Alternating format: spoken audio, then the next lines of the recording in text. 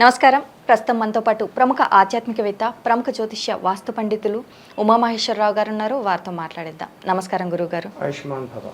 గురుగారు, మకర రాశి వారికి జూన్ నెలలో ఎలా ఉండబోతుందో తెలియజేయండి. యోగం బాగా ఉంది, కరణము నష్టదాయకంగానే కరణంగా ఉంది. ఉత్తరాభాద్ర నక్షత్రం, ఉత్తరాభాద్ర నక్షత్రానికి అధిపతి ఎవరు? శని భగవానుడు. మకర రాశికి అధిపతి ఎవరు? నక్రష్య కుంభరాశస్య నాయక సూర్యనందన. మకర కుంభరాశులకు ఆధిపత్యాన్ని వహించిన వాడు సూర్య భగవాను కుమారుడైన శని భగవానుడు. అయితే ఈ మకర రాశి వారి మీద కేతు దృష్టి పడింది. రాహు దృష్టి పడితే పర్వాలేదు, కేతు దృష్టి కుజవర్తు కేతువు అన్నారు. కుజవర్తు కేతువు అన్నారు అంటే కుజుడు ఏ ఫలితాన్ని ఇస్తాడో కేతు కూడా అదే ఫలితాన్ని ఇస్తాడు. కుజుడు శనికి మధ్యన పచ్చగడ్డ అయితే బొగ్గుని ఉండుద్ది, అంత శత్రుత్వం ఉంది. ఒక టెర్రరిస్ట్ చెప్పాలంటే కుజ రాహు శని కుజ శని విధంగా వస్తారు.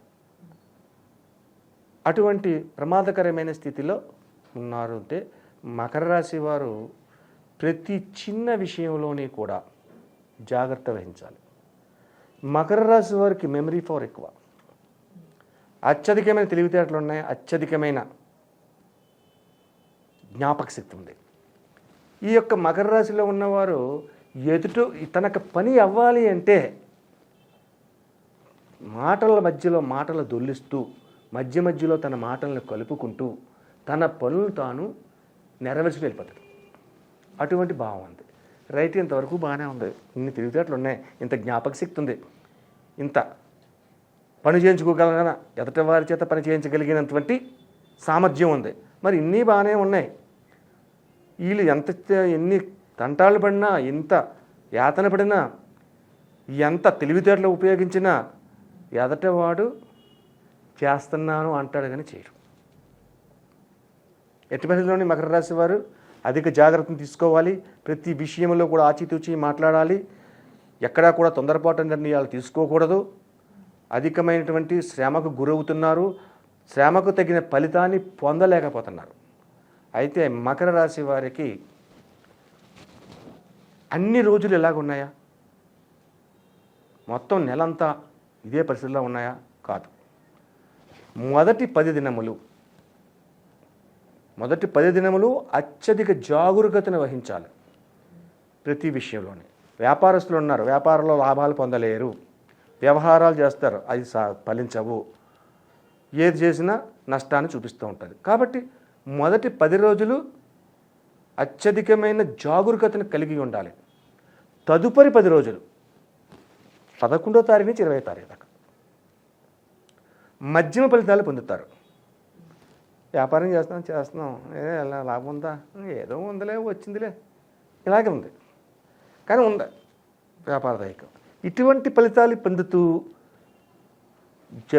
రోజులు గడుపుకుంటూ ఎదురుకు వచ్చిన తర్వాత తదుపరి 21 నుంచి 30వ తేదీ దాకా వచ్చేసి తృతీయాంకము అంటాం. నేను తృతీయాంకములో ఊపిరి పీల్చుకునే పరిస్థితిలో ఉన్న, మొట్టమొదటి ఊపిరి లేకుండా ఉంది, తర్వాత ఊపిరి తీసుకునే పరిస్థితి ఉంది, ఈ తర్వాత ఊపిరిని ఊదే పరిస్థితి కూడా వచ్చింది ఎదరికి. అంటే శుభదాయకమైన ఫలితాలు మకర రాశి వారు పొందుతున్నారు.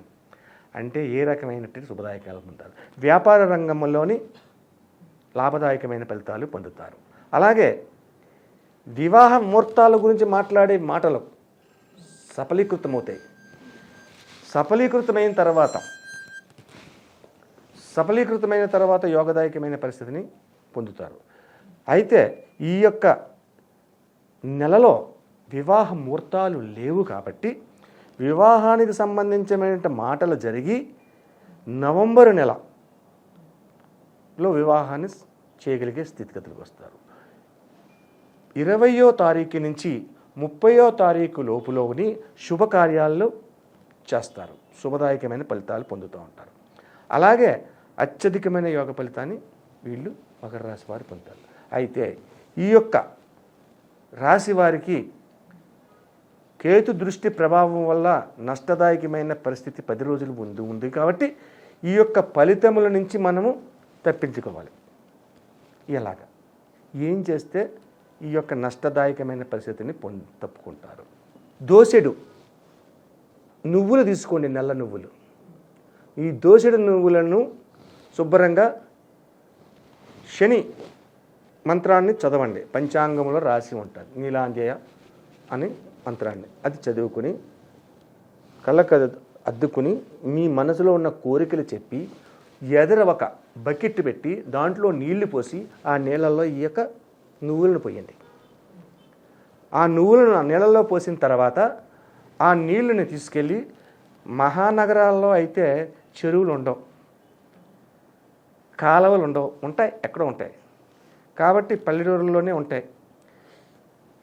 చేపలు తిరిగే విధానం ఏదైతే ఉందో అది తీసుకెళ్ళి ఆ నువ్వులను అందులో కలపాలి. ఇంటి దగ్గర నీళ్ళలో కలిపిన నువ్వులు అది తీసుకుంది.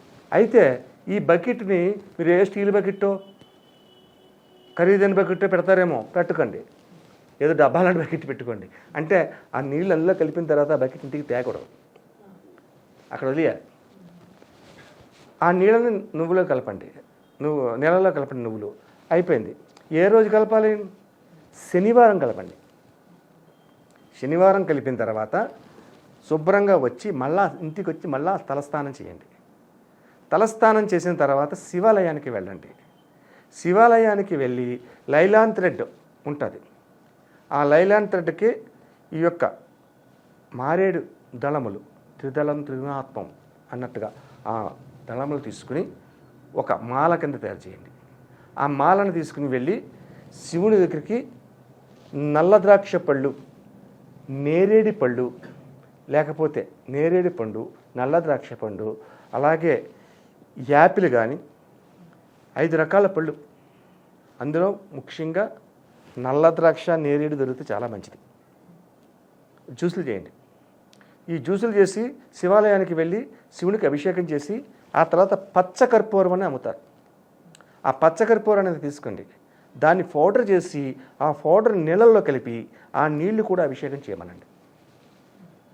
అంటే అంతర్గత శత్రునాశనము, అటువంటి నరఘోష విధానము తొలగడానికి.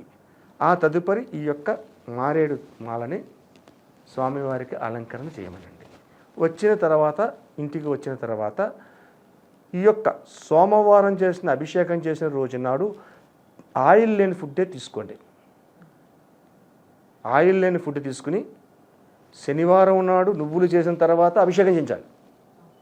సోమవారం నాడు మళ్ళీ అభిషేకం చేయాలి, నువ్వులు చేయక్కర్లేదు.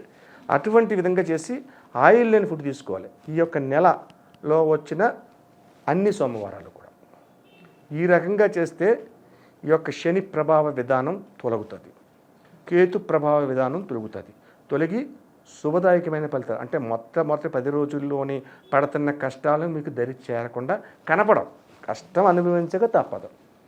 ఉన్నది అదే, అంత కష్టపడ్డానా నేను అని తెలియకుండా పడుతున్నారు, తెలిసిలా పడుతున్నారు.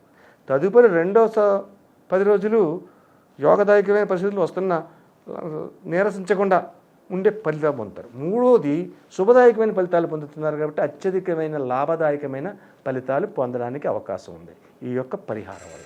అలాగే గురువుగారు, జూన్ నెలలో మకర రాశి వారికి ఎలా ఉండబోతుంది, అలాగే వారు పాటించాల్సిన పరిహారాలు ఏంటి అనేసి చాలా చక్కగా వివరించారు. ధన్యవాదములు. ఆయుష్మాన్ భవ.